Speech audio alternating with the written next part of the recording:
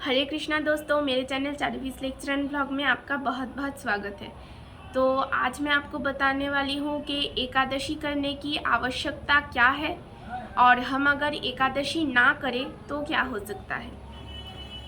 तो ये शुरू करने के पहले हम मंगलाचरण करेंगे।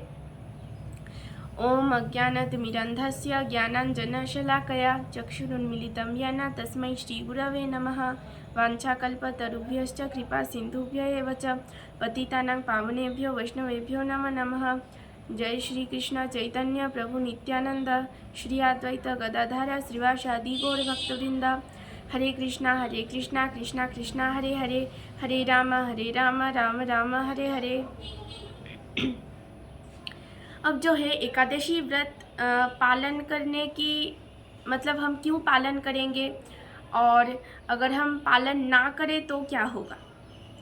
तो ये जो मैंने टॉपिक उठाया है तो इसको मतलब ये जो क्वेश्चन है इसका आंसर हमें अगर चाहिए तो हमें थोड़ा पीछे जाना पड़ेगा और वहाँ से हम एक भगवान की सुंदर सी लीला कथा को श्रवण करेंगे और उससे हम जानेंगे कि एकादशी पालन करने की आवश्यकता क्या है और अगर हम पालन ना करें तो क्या हो सकता है। तो ये तब की बात है जब एक बार यमराज के घर में, यमराज का घर मतलब यमालय में भगवान घूमने गए थे। अब यमराज तो भगवान को देख के बहुत बहुत खुश है। जैसे कि हमारे घर में अगर कोई वैष्णव आए या कोई प्रभु आए तो हमें कितनी खुशी होती है, बहुत खुशी होती है हमें। मतलब हमारा तब दिमाग की जगह दिमाग नहीं रहता कि हम क्या करें क्या ना करें, कहाँ बैठने दे, क्या करें। तो वो तो यमराज के घर पे स्वयं भगवान आए थे। अब जब भगवान आए तो यमराज तो बहुत खुश है, बहुत मतलब उनको मिल नहीं रहा कि क्या करना चाहिए मुझे भी, क्या नहीं करना चाहिए। और वो बहुत ज़ोर ज़ोर से कीर्तन कर रहे हैं हरे कृष्णा महामंत्र। अब इसके साथ साथ भगवान जब वहाँ पे पधारे तो भगवान को यमराज ने आसन दिया। आसन पे भगवान बैठे और भगवान की बहुत वंदना की। और इसके साथ साथ हम जानते हैं हमारे जो 12 महाजन हैं, यमराज उसमें से एक है। तो अब यमराज उसमें से एक है और अब भगवान जब यमालय आए तो दोनों में बहुत ही बातचीत हो रही है, भक्त और भगवान में। अब ऐसा होते होते क्या हुआ, मतलब भगवान ना थोड़ा सा रुक के कुछ ना वो सुनने की कोशिश कर रहे थे या वो सुन पा रहे थे। तब उन्होंने अचानक से यमराज से पूछा कि ये जो बहुत बहुत चीखें आ रही है ये कहाँ से आ रही है। तो यमराज ने कहा कि देखिए हमारा यमालय जो है वो पापियों से पूरा भर्ती हो चुका है, मतलब और भी कोई प्लेस नहीं है, पापियों से पूरा भर्ती हो चुका है। मेरा जो ये यमालय है ये पापियों से पूरा भर्ती हो चुका है। और पापी जो है यमदूत उन लोगों को अपने पाप की सज़ा दे रहे हैं और जिससे वो लोग चीख रहे हैं। और हम जानते हैं कि यमालय जाने के कोई पापी अगर यमालय जाता है तो उसका जो सूक्ष्म शरीर होता है, मतलब जो आत्मा होता है, और हम भगवत गीता में हमने पढ़ा है कि आत्मा को ना ही काटा जा सकता है, ना ही जलाया जा सकता है, ना ही भिगोया जा सकता है और ना ही सूखा जा सकता है हवा के साथ। तो क्या किया जाए। तो कोई पापी आत्मा जब हिमालय में जाती है तो आत्मा है तो क्या हुआ, वो तो पापी है ना, तो इसीलिए उसको यातना देह पहनाया जाता है जिससे उसको मतलब दर्द महसूस हो। तो ऐसा जब भगवान ने सुना कि जो पापात्मा है वो यहाँ पे यमालय पूरा भर्ती हो चुका है पापी आत्माओं से और यमदूत उन लोगों के पापों की सज़ा दे रहे हैं। तो अब ऐसा जब भगवान ने सुना तो भगवान तो बहुत सोच में पड़ गए, क्योंकि आत्मा पुण्य आत्मा हो या पापी आत्मा हो, है तो भगवान का अविच्छेद्य अंश है। आत्मा तो भगवान का अविच्छेद्य अंश ही होता है, भगवान की संतानें हैं हम सब। तब और कोई पिता अपने संतान का दुख तो सहन कर नहीं सकता, तो इसीलिए उसने किया क्या, भगवान ने तब वहाँ पे सोचने लगे कि क्या किया जाए, क्या किया जाए। तब वहाँ पे उन्होंने एक नारी की रचना की, उन्होंने एक रचना की। नारी का नाम क्या दिया, एकादशी। वहीं पे यमालय पे एकादशी का जन्म हुआ। तो जब अब एकादशी का जब जन्म हुआ तब भगवान ने घोषणा की कि दुनिया में जो जो एकादशी का व्रत पालन करेगा वो हमेशा सारे के सारे पाप से मुक्त रहेगा, पाप उसको छू भी नहीं पाएगा। अब ऐसा घोषणा करने के बाद तो जगत में सारे के सारे जितने लोग हैं वो एकादशी व्रत पालन करने लगे। तो इससे हमें क्या पता चला कि यमालय में एकादशी देवी का जन्म हुआ। तो अब सारे के सारे लोग एकादशी पालन करने लगे, यमालय पूरा का पूरा खाली हो गया। अब यमराज तो बहुत खुश हैं क्योंकि यमराज मन ही मन सोचने लगे कि चलो ठीक है, अब मुझे कुछ तो छुट्टी मिल गई, क्योंकि देखिए इतने जो पापी आत्मा आते हैं उनको कंट्रोल करना भी तो होता है। अब यमराज सोचे कि चलो मुझे कुछ दिनों की छुट्टी मिल गई, मैं शांति के साथ भगवान का नाम कर पाऊँगा। तो यमराज ने ऐसा सोचा, यमदूतों को भी कुछ दिनों की भाई छुट्टी मिल गई।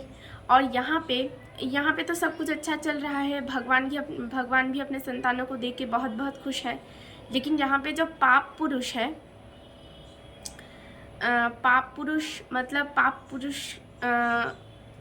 इसको पाप पुरुष क्यों कहा जा रहा है, मतलब उसका मतलब हर एक अंग मतलब एक एक पाप से हुआ है। जैसे कि उसका सर बना हुआ है ब्रह्म हत्या से, ब्रह्म हत्या मतलब ब्राह्मण को हत्या करना, ब्रह्म मतलब ब्रह्म हत्या से उसका सर बना हुआ है। ऐसे ही उसके हाथ पैर नाक कान, ऐसे ही एक एक पाप से उसका पूरा का पूरा शरीर तैयार है, उसका पूरा का पूरा शरीर बनाया गया है। अब ऐसा जब है पाप पुरुष की तो बहुत मतलब ख़राब हालत है।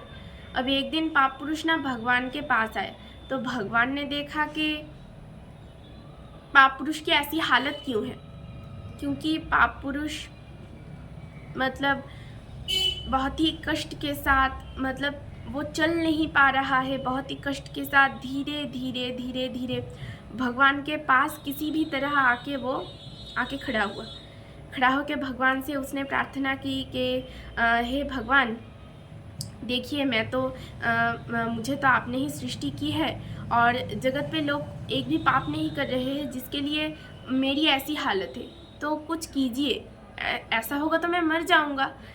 तो अब भगवान ने सोचने के बाद कहा कि ठीक है, और नहीं, इसके पहले पाप पुरुष ने कहा कि आपने जब से एकादशी देवी की सृष्टि की है, जगत में जब से लोग एकादशी पालन कर रहे हैं वो मतलब पाप से मुक्त हो रहे हैं।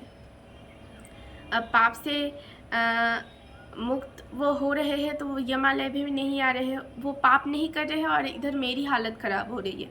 तब भगवान ने सोचा, बहुत बहुत सोचने के बाद भगवान ने क्या कहा कि अच्छा चलो ठीक है,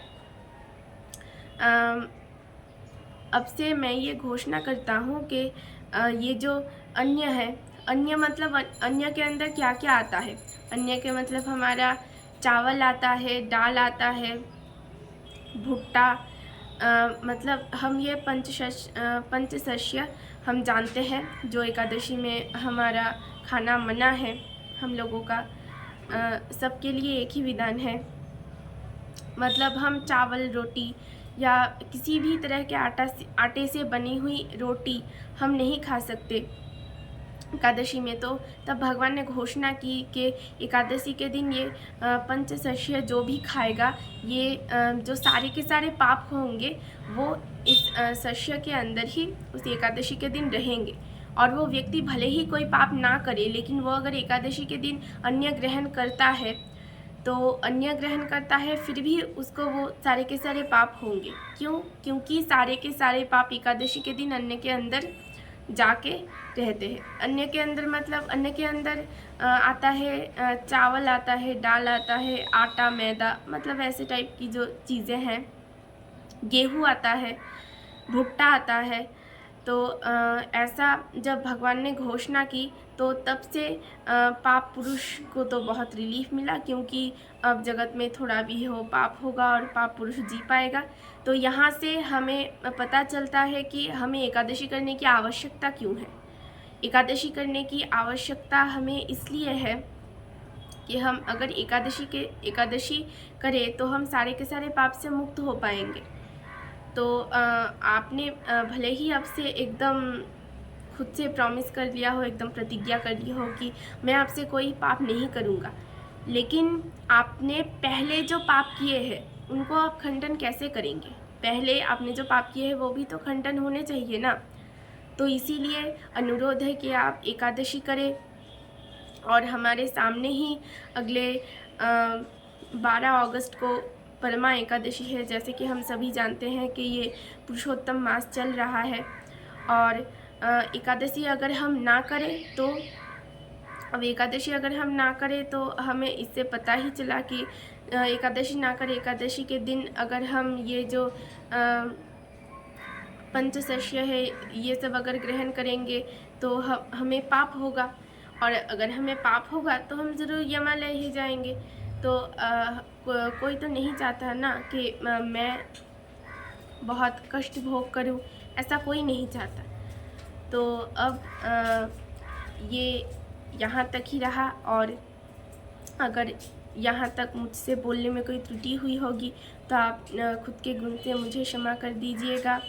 तो और सबसे अंत में मेरा यही अनुरोध है, सब ज़रूर एकादशी व्रत पालन करें। और एकादशी व्रत में अगर आप भगवान का नाम करेंगे तो आपको थोड़ी सी भी थकान महसूस नहीं होगी, मतलब दिन कैसे चला जाएगा आपको पता ही नहीं चलेगा।